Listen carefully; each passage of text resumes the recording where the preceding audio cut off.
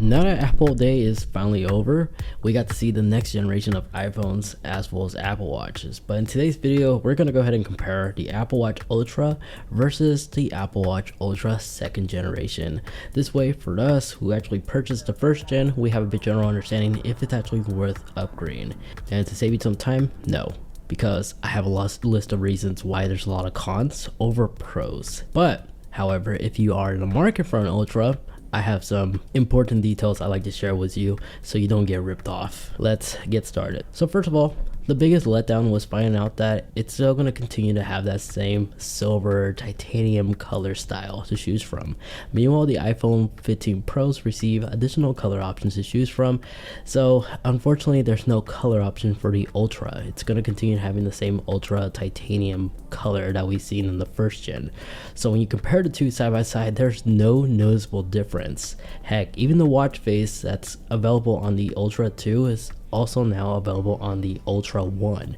I go more in detail in this video right over there in case you're wondering how I was able to add it already. But there's no exclusivities in terms of software uniqueness aside from the double pinch that Apple was featuring. So that alone is another drawback why there's no selling points to upgrade from the Ultra 1 to the second generation. So because of that, the Ultra 2 doesn't really seem new. So if you're in the market of picking up an Ultra and you hold it off because you wanted to get the second generation, or you may have a contract or something like that, if you don't own the Ultra, now it's probably the good time to actually buy the first generation Apple Watch Ultra if you're on a budget, because I'm pretty sure a lot of retail stores with old inventory are going to try to move it as much as possible to make room for the new and latest Apple Watch Ultra. So because of this, expect to see some good deals going on like retail stores like Best Buy or Target as an example, maybe 50 or more off over MSRP price. But this is also good news because when the second generation Ultra comes out, it's going to continue to have the same price point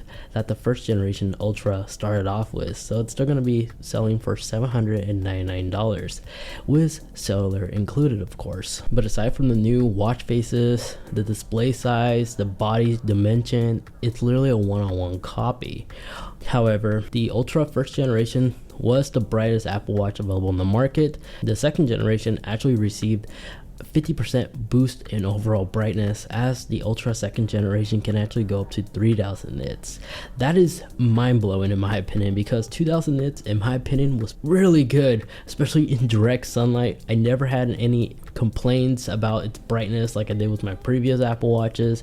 Typically with 1000 nits I always had to like find shade or at least cover it when I'm outdoors. 2000 nits resolved that issue. With 3000 nits, that's overkill, and that technically is a massive selling point to me. But I'm not somebody who really utilizes the flashlight as an example to the point where that extra 50% of brightness doesn't really benefit me. So because of that, I'm fine with the first generation Apple Watch Ultra. But I could definitely imagine if somebody who finds himself in situations, the true adventurous who actually utilize the flashlight, with the flashlight on max boost, I'm definitely confident that additional brightness will definitely help make your daily adventure experience a lot more pleasant. So if that's you, that's a good selling point why the Ultra 2 may be a better value, and it's actually worth upgrading to. For the rest of us, there's no need. Now in terms of safety features, the Ultra and the Ultra 2 will share the same safety features. The satellite roadside assistant, that's only for the iPhones. The Apple Watch currently still doesn't have access to satellite connectivity, which is unfortunate, but you still have the important things like crash detection, emergency SOS, the siren, and then of course fall detection, as well as heart rate monitoring and warnings in case your heart rate is noticeably too high, so you may want to try doing an ECG. Both generation Apple Watches have this ability. There's no exclusivity here. But what is a exclusive feature is the double tap gesture control that we've been seeing that the Series 9 and the Ultra 2 have. This is extremely useful, but again, I don't find myself personally in the situation where I ever have to actually like drop whatever I have on my right hand just to respond or to do something on my wrist. But I could imagine if somebody works at a hospital or some type of emergency environment that they always have to carry one item, activating this, doing this gesture move just to answer a phone call or hang up or just miss an alarm, I'm sure will be definitely beneficial. But for the rest of us, that's not really a massive selling point, but definitely is a cool party trick that I am indeed jealous about, but I'll be perfectly fine without it. Now, aside from the new bands, the new color options available, there's again no other way to tell these two Apple Watches apart from an exterior point of view.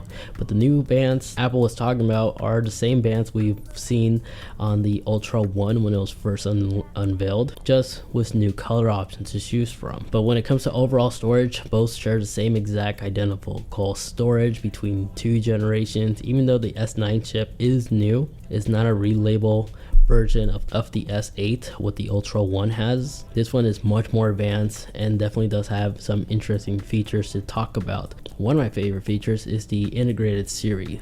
Gone are days that Siri needs to connect to the internet in order to actually do the command you ask it to. There's been multiple times when I tell Siri to start a workout, and because of my reception, Siri just can't complete that task. Now that's all built in and integrated with the S9, this definitely does remove that headache. But the fact that you don't have to deal with the headache anymore, those frustrations, definitely does make owning the Ultra 2 a better value. But something tells me bugs will still be there, and it's a love-hate relationship when using the virtual voice assistant. I really don't think this will actually resolve all the headaches. But what is very interesting is the precision finding, very similar to what we can do with our iPhones with the ultra wideband, is the capability to locate pinpoint devices with an arrow like AirTags.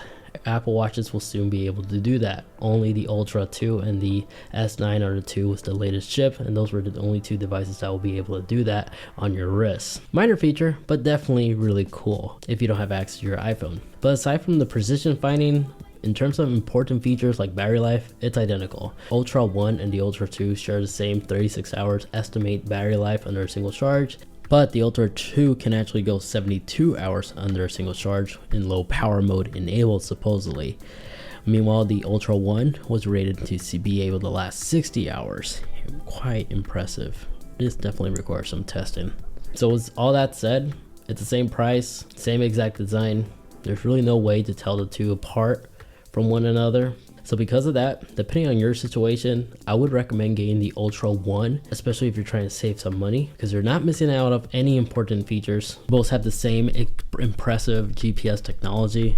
And like I said in the beginning, I'm sure many retail stores are going to actually put the Ultra 1 on sale, especially to make room for new inventory of the next generation, the latest Ultra 2. But if you haven't yet picked up an Ultra 2 and you've been eyeballing the Apple Watch Ultra, you're definitely going to get a better deal than those who actually got it on day one. So let me know in the comment section, which one are you going to go ahead and get? Both are fantastic options. Both are amazing Apple Watches, and both definitely do stand out among the crowd comparing against other standard looking Apple Watches. So if you're planning on picking one up, I'll be sure to include some links in the description down below in case I find any deals. So look down there in case there's a deal on the Ultra 1 or the Ultra 2. Now, if you'd like to know my opinions of everything else that got released the other day, check out that video right over there where I cover all my thoughts and opinions, as well as a quick summary of everything that happened the other day on the latest generation of Apple products. Thanks so much for watching.